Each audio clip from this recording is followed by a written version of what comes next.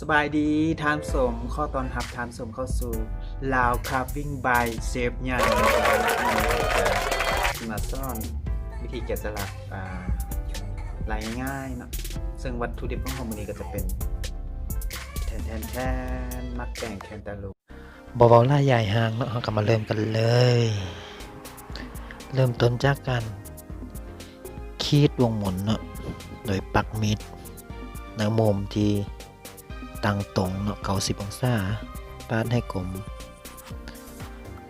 แล้วก็เสาะเนื้อด้านในออกเพื่อที่จะเฮ็ดกรีบสันเกสรทางในมันเราก็เริ่มคีดจากทางซ้าย5ขั้วเนาะเป็นเฮ็ดเป็นกรีบสันทับอิฐ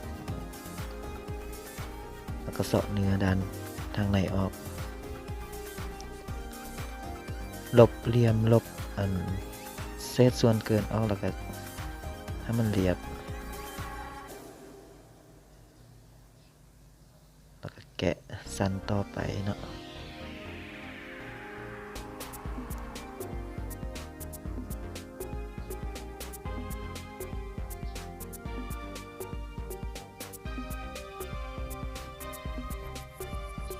ก็น้อย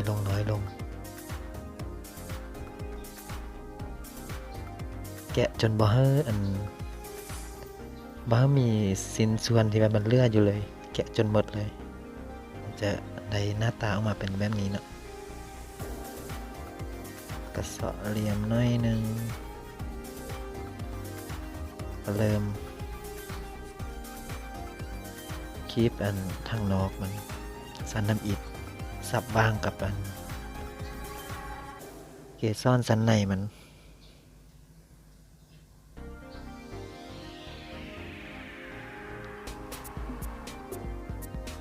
ดอกอันนี้ก็จะเอิ้นว่าเป็นลายดอกบานซืนเนาะหรือว่าบ้านเฮาก็เขาจะเอิ้นดอกดาวเฮืองดอกเมี่ยงคล้ายๆกับดอกดาวเฮืองมันก็จะเป็นลายแบบนี้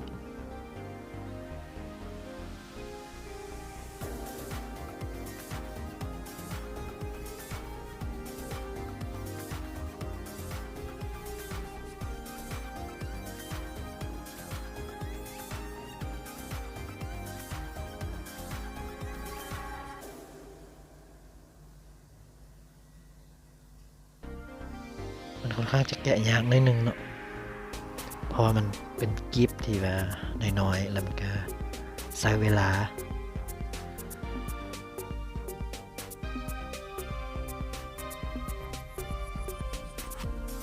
แต่ถ้าแกะแล้วรับรองว่างามแน่นอน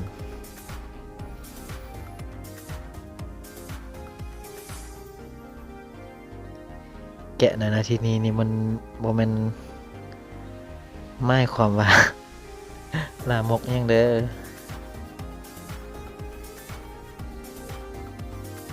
แกะก็คือไม่ทั้งแกะสลักเนาะ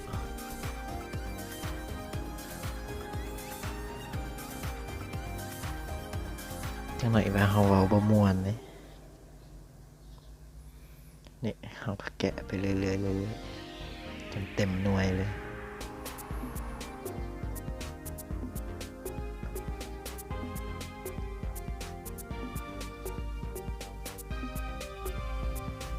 ก็จะได้ประมาณนี้เนาะ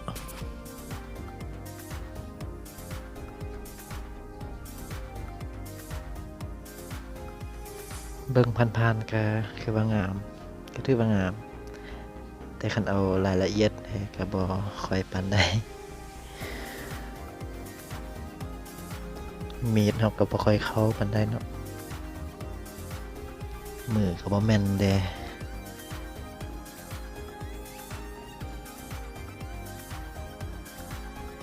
เฮ็ดก็ประมาณอันนี้ใหญ่เฮ็ดประมาณ5สันก็โอเคแล้วก็พอดีเต็มครึ่งหน่วยเลย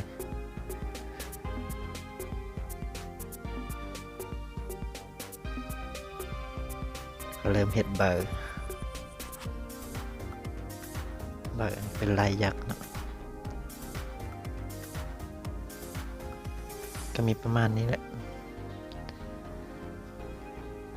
หน้าตาก็จะเป็นแบบนี้